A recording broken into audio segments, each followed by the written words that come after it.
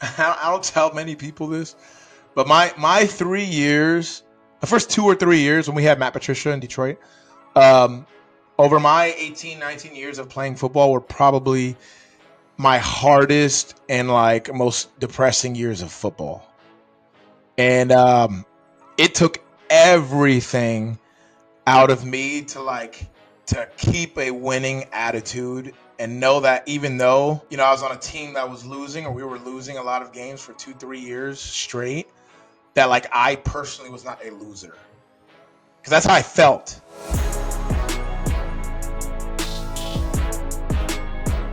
So we have an incredible guest on the show with us today. He's a former Penn State team captain, played 6 years in the NFL, and is now making waves off the field as the executive producer of The Turnaround, a powerful new documentary about one of college football's greatest comeback stories. Please welcome Jason Cabinda to The Fumble.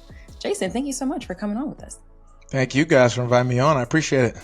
Absolutely. First off, that sweater looks like it's made of the finest goat's fur. It's looking real splendid, my man. Now, very comfortable. It looks like it. The first thing that I noticed out the gate was the chain, right? I'm always really curious and inquisitive about people's jewelry. I'm noticing the numbers 45 over 53. Can you explain your jewelry to me, my guy? Yeah, this one was actually it was a gift to me. And the 45-53, I actually ended up making it into a little brand. I did a lot of philanthropic things while I was playing. I still do, but there's a little like brand that we made because I played both ways. I was 45 on offense, 53 as a linebacker. Yeah, exactly. Yeah. Fullback, running back, a little tight end. I was playing everywhere on offense. But my first few years I was playing defense, and then I made the switch. So I kind of just commemorates that 45/53 because I can go both ways. So now I got to ask, why 45? Like, why the number 45? I didn't have a big why in terms of 45. I felt like it was a real strong, like backfield fullback number. I just felt like it was just strong. Yeah. No deep meaning, no side deal with it. That's just what it was. Respect. I want to get into this documentary though, Jason, because I want to know what kind of inspired you to want to be a part of it and be an EP on this project. I think for me, it's funny you asked that. One of my roommates in college, Marcus Allen, he also played in the league 5 years with the Pittsburgh Steelers. And Marcus, it was something that we talked about before we even left college. Like, man, after all we just went through and what we did and getting Penn State back, winning the Big Ten championship with no expectations, like I feel like that was a 30 for 30. Like we used to like joke around and say that. So just for 10 years later, for us to be in this position, actually making this into a real tangible thing, man, it's a really, really cool deal. That was a really special team, and it was a very special and sensitive time. Obviously after the scandal that happened with Joe Pa and Jerry Sandusky and things of that nature, Penn State was not in a great place. It was in a dark place. Obviously the sanctions ran down on Penn State, $60 million fine, no bowl games or championship games, as well as a ton of scholarships taken away. And obviously Joe Pa's wins as well. So we actually came in as freshmen not expecting to play in any bowl games at all. That was the expectation. We were truly going to play for the love of the game, for what we felt for Penn State as a brand and, what it meant in the college football scene. And, be able to turn that program around the way that we did and through a really deep sense of brotherhood and a lot of adversity that we faced to be able to do what we did in just 4 years. You look at a school like SMU, who was kind of like the originators of NIL, back in the 80s and all that happened. And they call that the death penalty. And just now, 40 years later, SMU is now becoming, a college football name again. It took a long time for that program to recover. So that's kind of the idea behind it and why, and just a resurgence story. Okay. Man, I have so many questions for you, right? Especially regarding the documentary. I didn't get a chance to lighten the conversations up because I do have some really tough questions for you, because I do have my own feelings and sentiments about Penn State University and everything that took place. Yeah. But for you, so please receive these questions with a level of true desire for understanding, as opposed to attack in any way, shape, or form. Of course. So I'll start with this. For you, why was the institution of Penn State necessary to return to glory for you? I mean, growing up, I knew about Penn State, and I didn't even necessarily follow college football very closely. Like at that age, I didn't necessarily know at that time I even had the capability of making it to a Penn State, but I knew about it.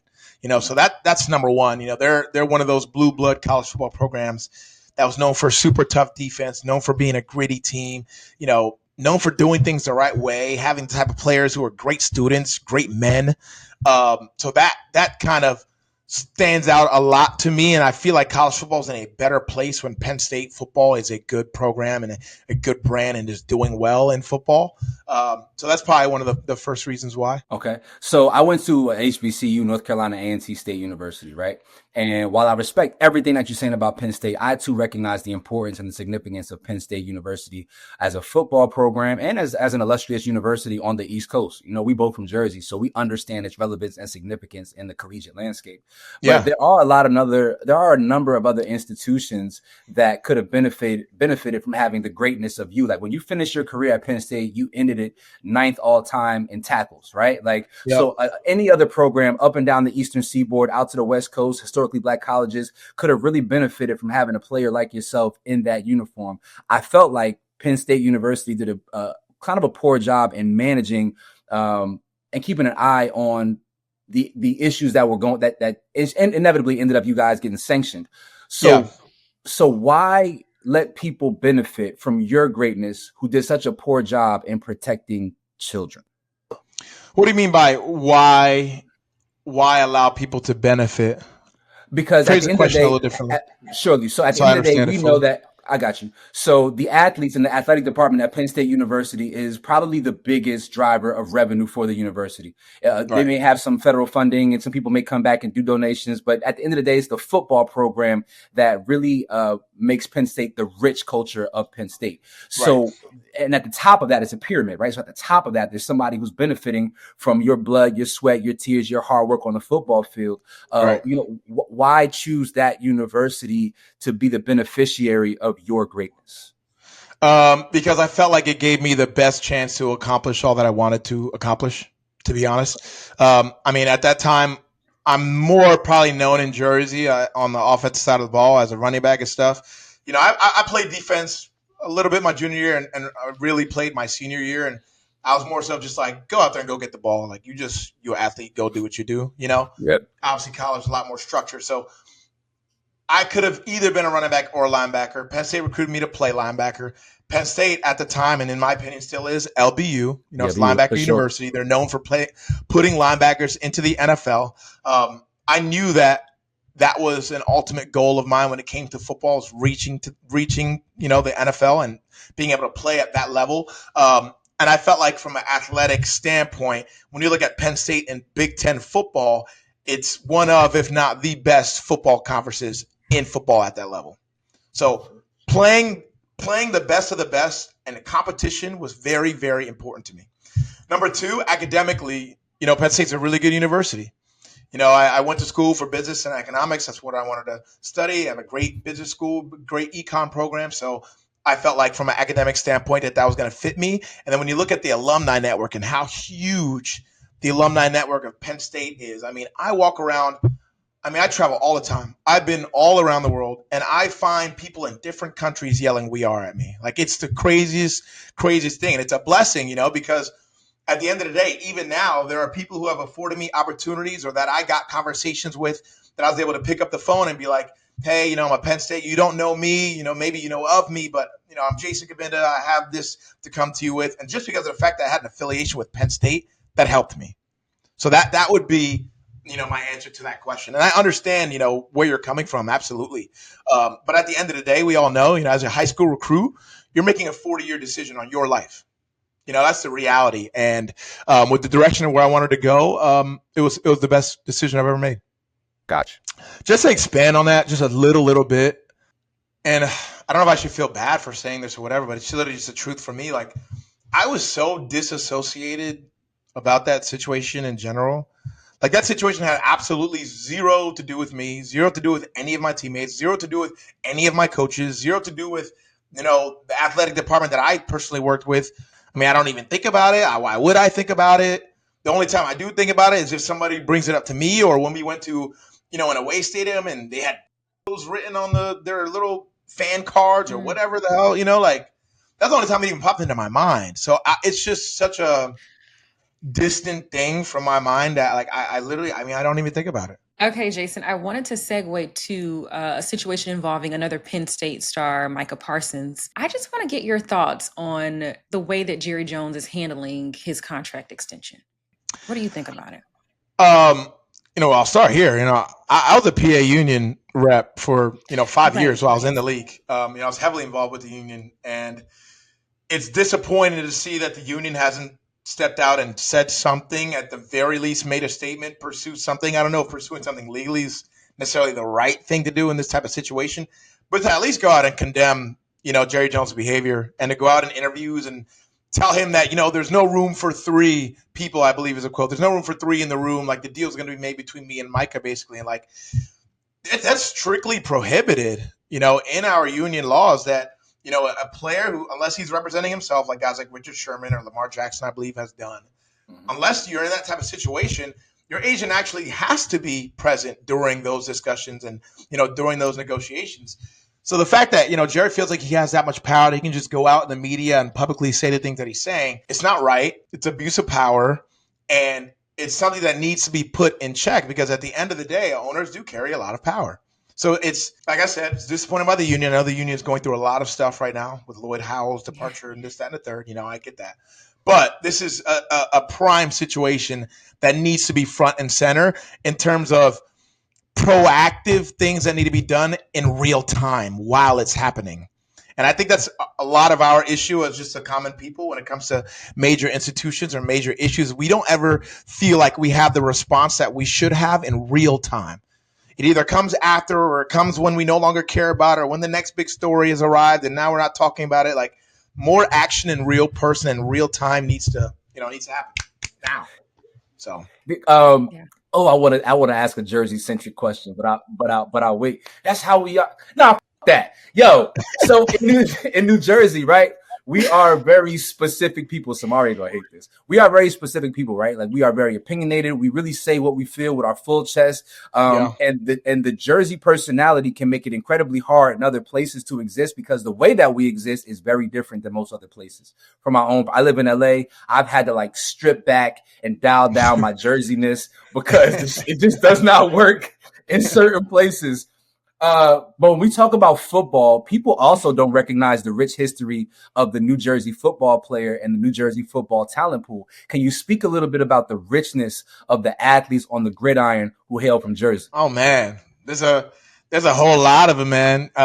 Gridiron and basketball too. It's really a football basketball state. I know, like, Jersey's not the biggest place, so maybe like from a quantity standpoint, it's not as crazy as like a Florida or a California, but like, man, Jersey puts out some dudes, man, from like me to Mike Gesicki to Saeed Blacknell to Brill Peppers to Brandon Wimbush, Minka Fitzpatrick. I mean, I can really go for days. Like, we can. So Samaria from Georgia. Samaria is from Georgia, Atlanta, and she doesn't understand when I try to tell her, yo, Jersey we play football. Yeah. Like, we really we are athletes in Jersey. We're densely populated, so people don't really understand the magnitude. Exactly. But it's crazy. I'm telling you, like per capita, like if you go like per nice dude in each little square, and you were to really divide it up, like we'd be on par. I'm not going to lie, anywhere. The best of them. Thank you, Samaria. It's really facts. Like it's really facts. Anyways, Jason, I went to Auburn too, and we don't really like Penn State like that, but I'll let you live. I mean, you shouldn't like us. Whooped y'all last time y'all played us.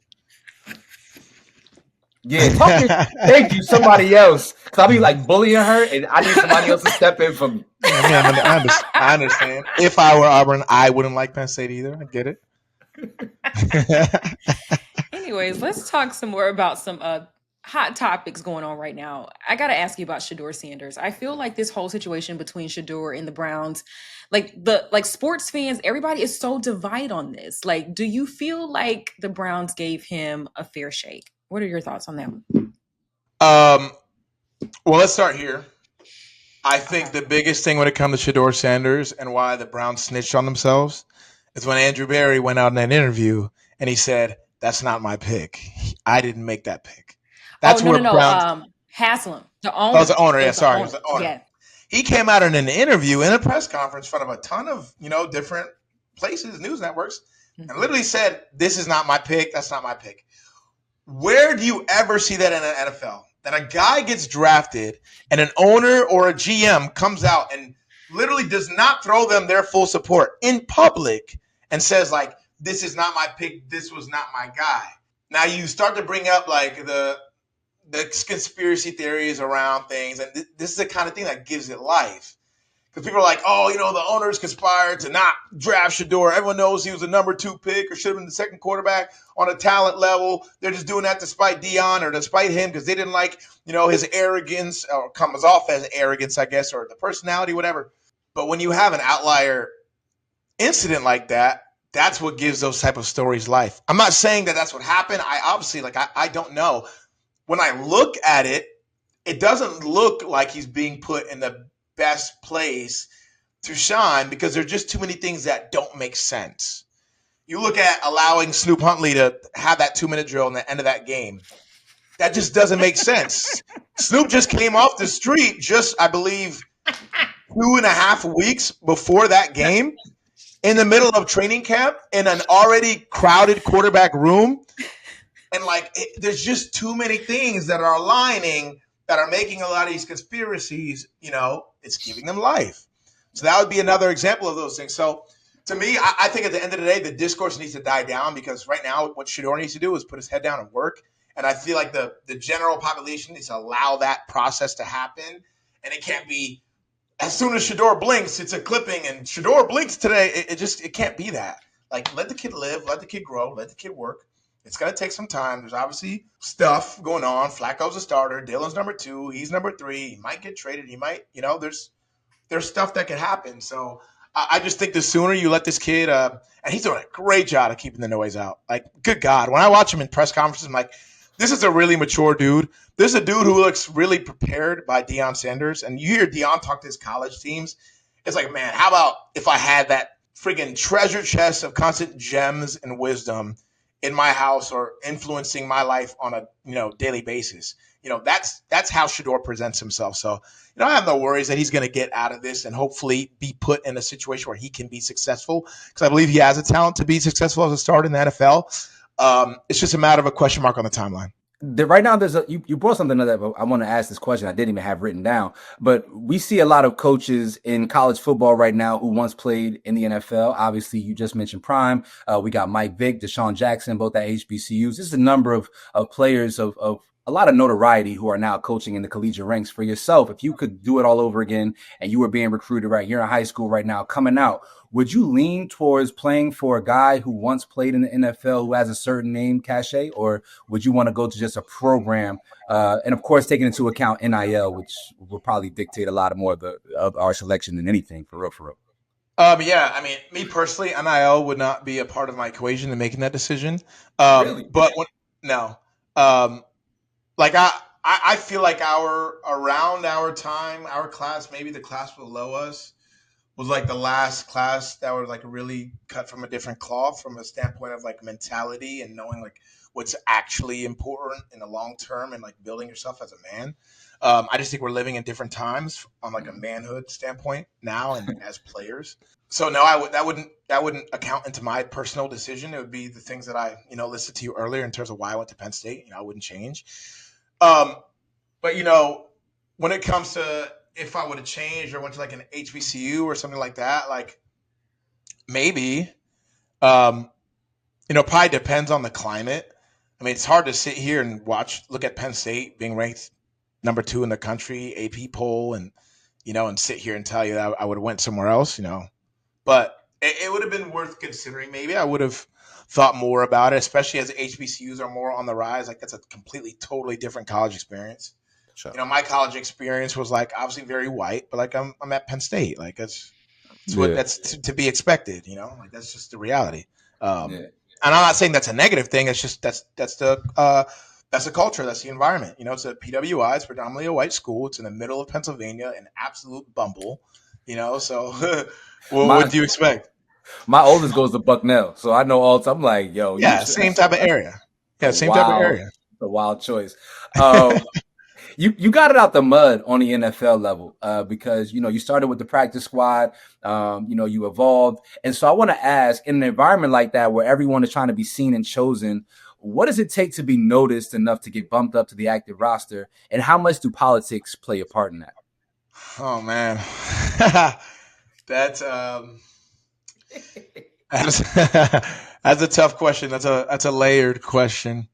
I'll tell you what. The NFL is not what I thought it was when I got there. I'd always thought it was a league of the ultimate.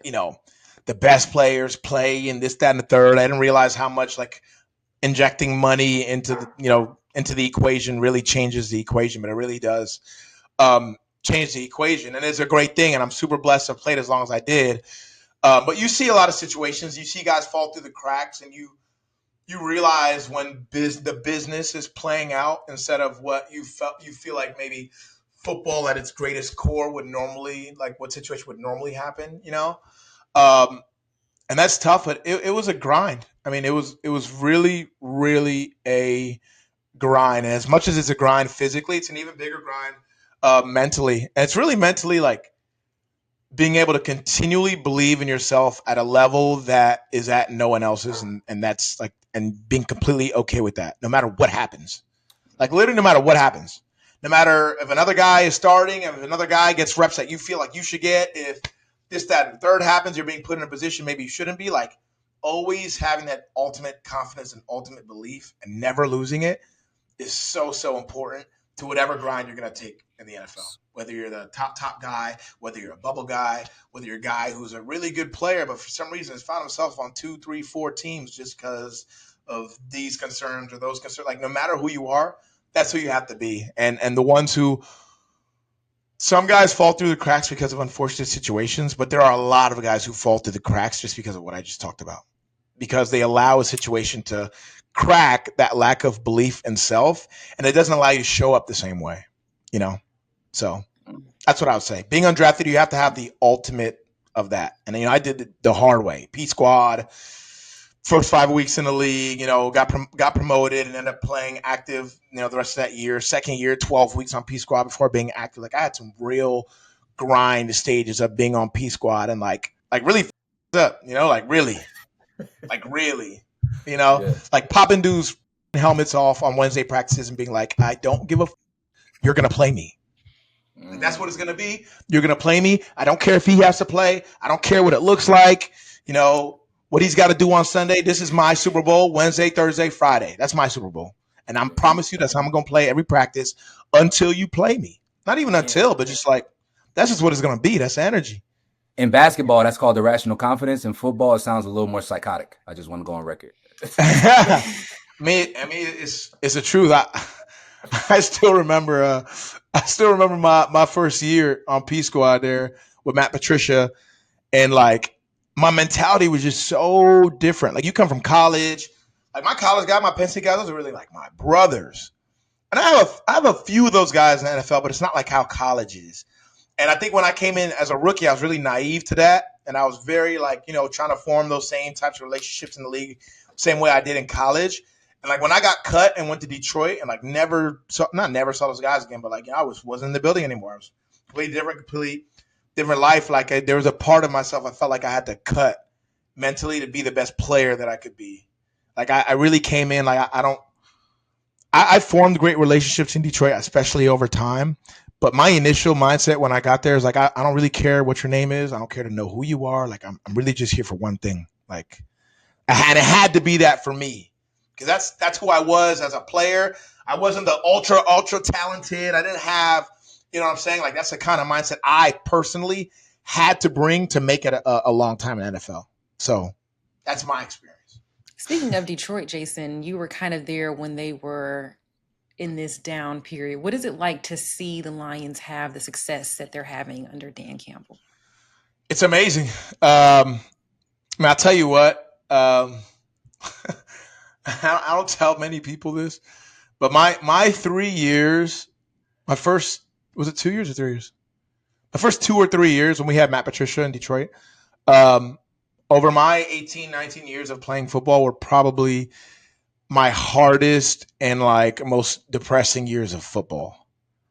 And it took everything out of me to keep a winning attitude and know that even though I was on a team that was losing, or we were losing a lot of games for 2-3 years straight, that like I personally was not a loser, because that's how I felt.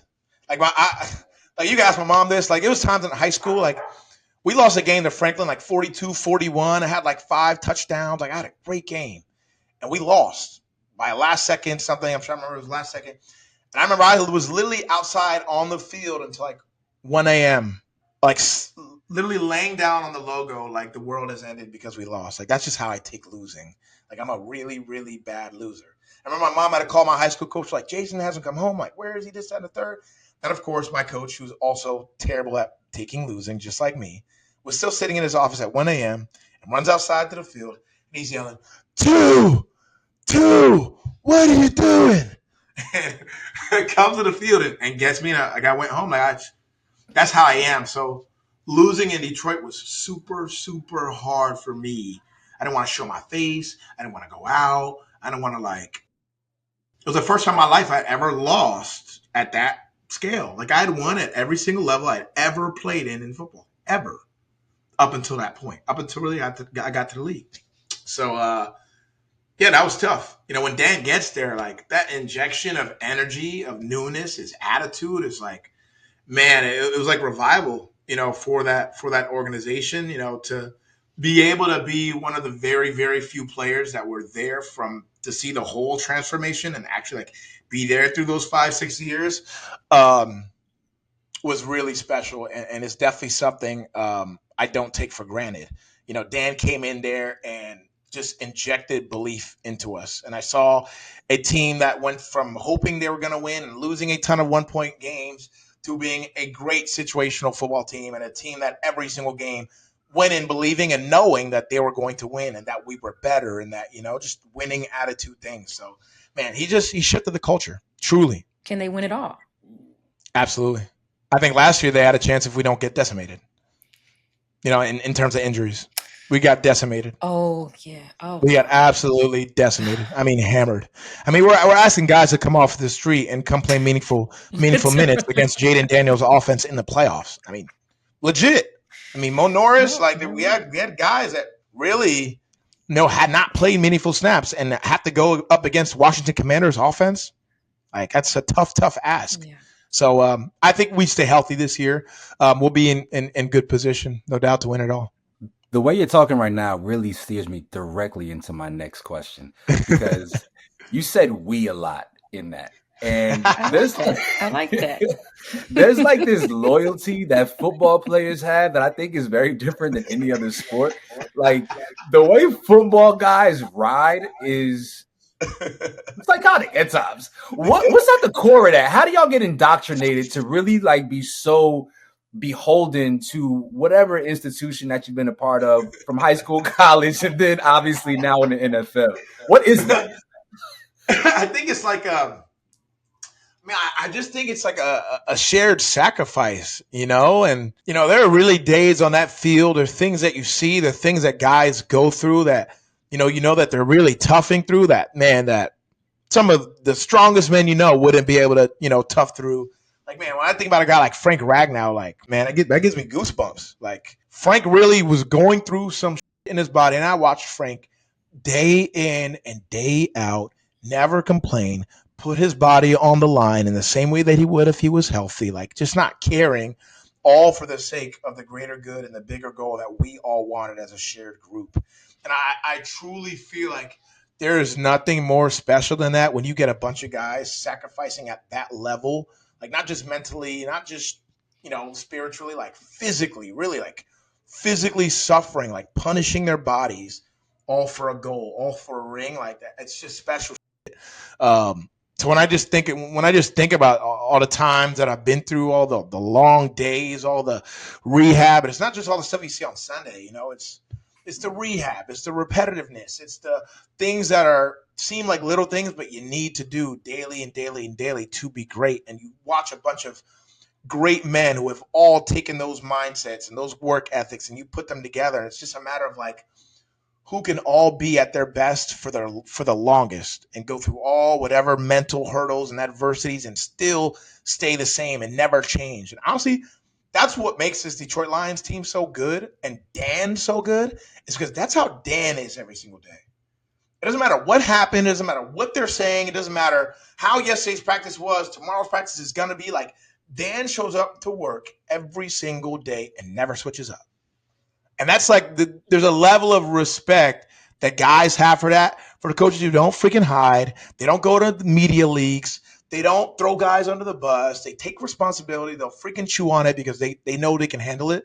And they're willing to take one for the team each and every single time and say, nah, that's on me. That's always on me. It starts with me first. Like, that's just respectable. Yo, you got to write a movie or go into coaching, because the way you was just talking, I thought I was watching Al Pacino in Any Given Sunday. This motherfucker got me ready to run through a wall somewhere. He's like, it's a group of men, and they're giving it their all. It's real. I mean, it's real. Yo, that was inspiring. Now I know. I'm like, all right, okay.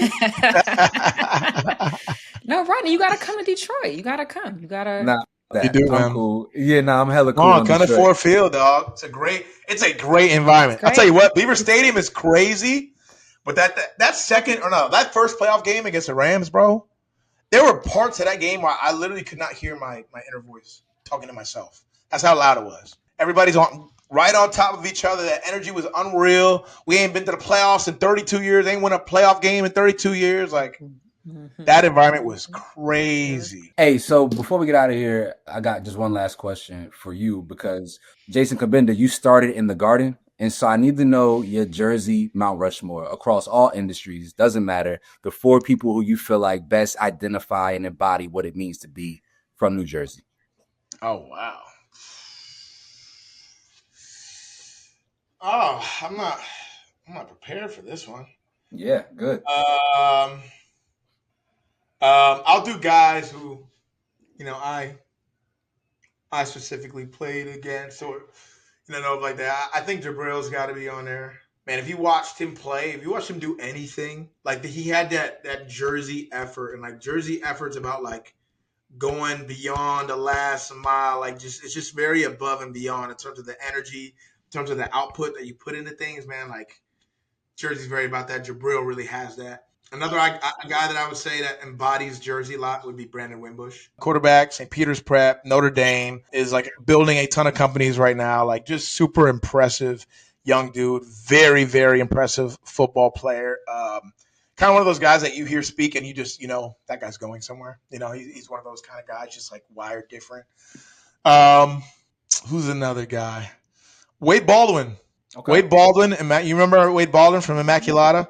Yeah, Vanderbilt, right? Where do you go to? Vanderbilt was Dame Lillard's backup, in Portland for a while.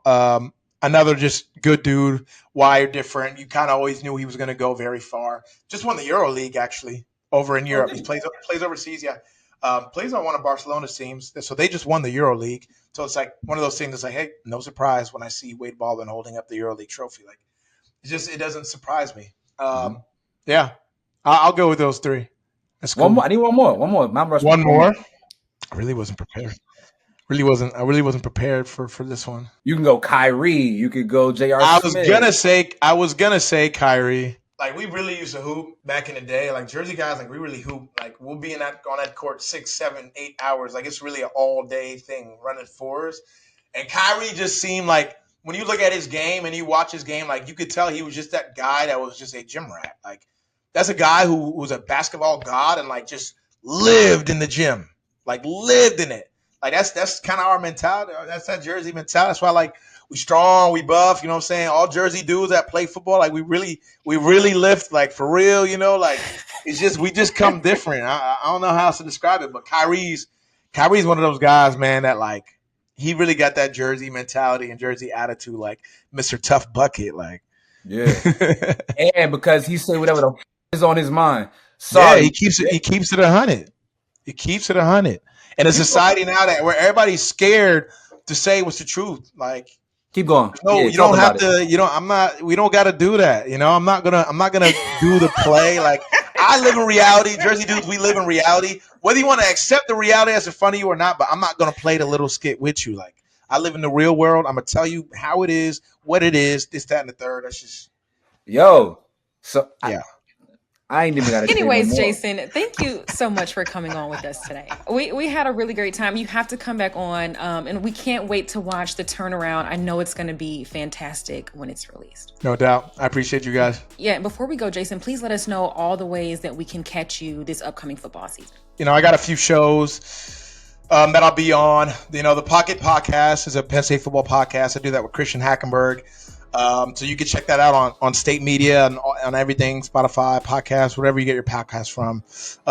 It's on there. I'll also be doing my pregame and postgame show for Penn State football this upcoming season at Beaver Stadium, all their home games. That's also me and Christian Hackenberg, as well as the Go PSU reporter Brian Tripp. So we'll be there every home game, as well as I'll be a contributor on NFL Network this coming season for Good Morning Football. Congrats, bro. So catch me on the Good Morning Football show as well. Appreciate you, man.